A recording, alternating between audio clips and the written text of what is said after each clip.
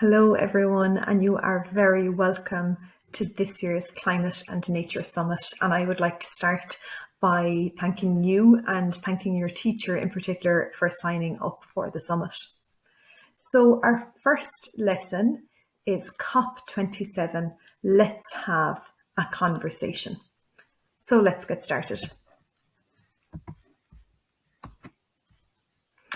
So COP, well, what does that stand for?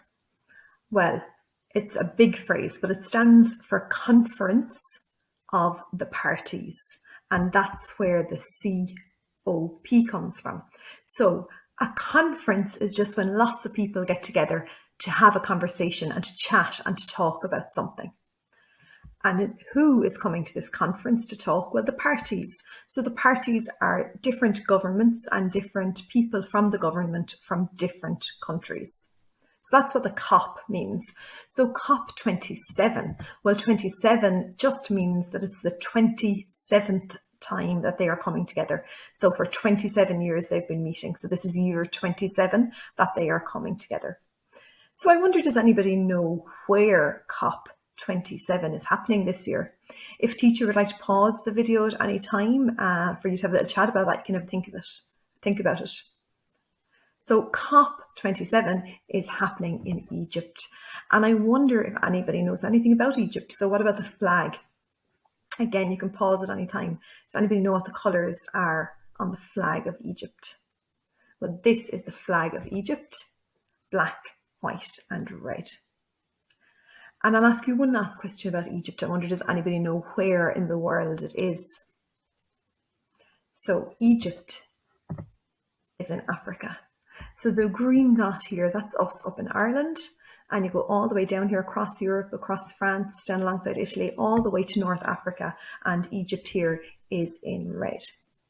So Cop27, the Conference of the Parties or the government leaders coming together to have a talk or to have a discussion or a conversation in Egypt. So what are they talking about?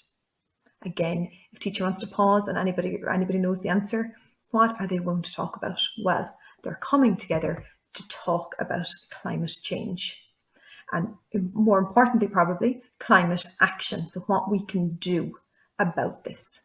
So before I go any further, we probably need to make sure everybody knows what climate change is. So just watch this little animation and then I'll come back to you. Why is the Earth heating up? Our Earth is surrounded by a very important layer of gases called the atmosphere. The atmosphere acts like a blanket and it keeps planet Earth at the perfect temperature. However, we are adding gases to this blanket, which is making the Earth warmer than it should be. But where are these extra gases coming from? They come from the burning of fossil fuels. These are fuels such as coal, oil, and gas. When we burn fossil fuels, we release a gas called carbon dioxide or CO2 into the atmosphere. This CO2 joins the blanket, making the Earth warmer. Because Earth is warmer than it should be, our climate is changing. Around the world, we are seeing more floods, droughts, storms and heat waves. We call this climate change. So that's what climate change is. It's our planet heating up because we are adding carbon dioxide to our atmosphere. So there's a lot of science in that. But what we really need to think about is, what can we do? What can we do to help the planet, and what can we do to stop our planet from heating up? So Earth is our shared home. We share it with each other, and we also share it with nature, with all of the plants and animals. So it's really important that we do our best to protect our environment and to protect planet Earth. So I'm going to ask teacher to pause the video again now for a second. And what I want you to do before we move on is I want you to think with your partner about two things. Can you come up with your partner with two things that we could do to help the planet? So I'll give you a minute to do that and then you can come back to me. So what kind of things did you come up with? So when I was thinking about this, I thought about recycling my waste and making sure that I use as little waste as possible and recycle what I can. Walking and cycling, so not using the car is another good one, isn't it? When we can, if we can walk and cycle to school if possible. Turning off switches, so turning off the lights and anything else, our computers, not leaving things plugged in when we don't need them, because a lot of our electricity still comes from burning fossil fuels. That's what creates the energy or creates our electricity.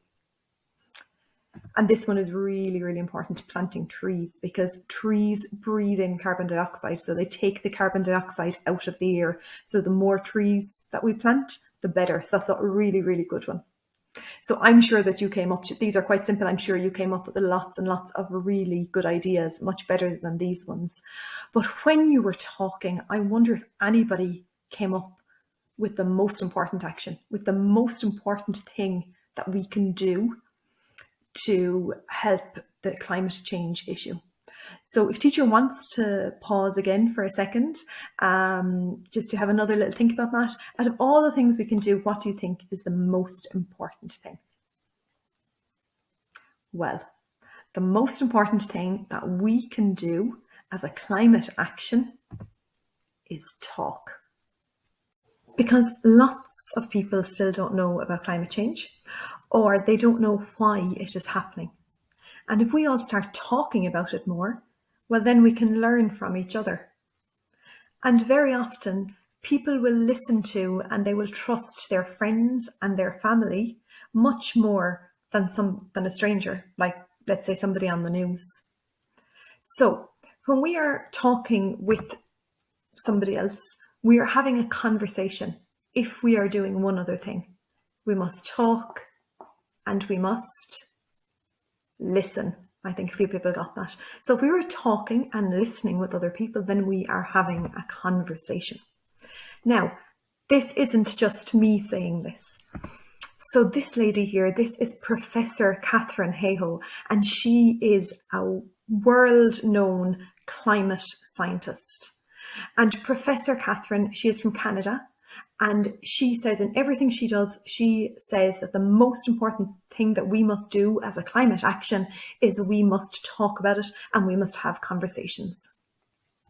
So if we are going to take action by talking and having conversations, we should probably spend some time thinking about what makes a good conversation. So we already know that we need to do two things. We need to talk and we need to listen. But first, let's watch this little video to help us to think about what else we might need for good conversations. Hey Tom, I've learned about something else that we can do to help our environment. Really? Most of our cars run on fossil fuels, so we have to stop using our car. But we must all start walking and cycling to school. But the roads are too dangerous for me to walk or cycle. Well, we just have to start walking and cycling more. So do you think that was a good conversation? Was there talking and listening? So I'm going to ask teacher to pause again just for 1 minute, and I want you and your partner to have a little chat about that conversation.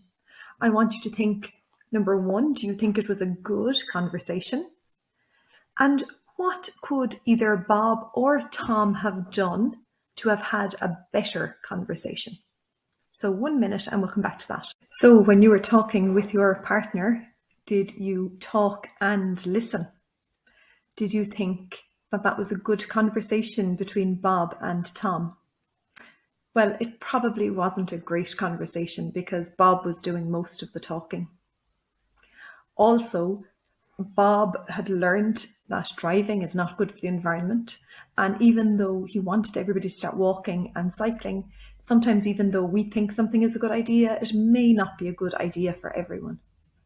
So I'm sure you came up with lots of other things that we need to have a good conversation. So when I was thinking about it, these are the things that I came up with.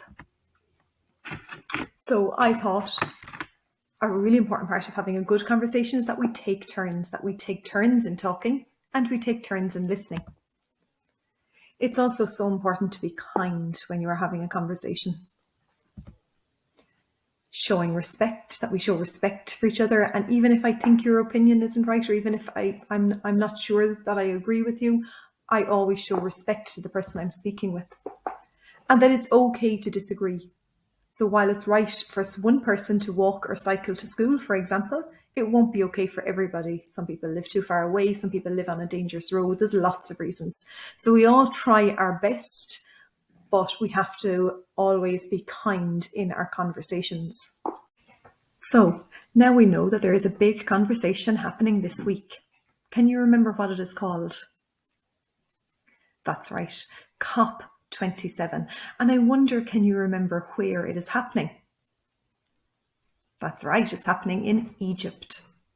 So these parties, the conference of the parties, these parties or governments or important people are all getting together to have climate conversations, but all of our voices are so important.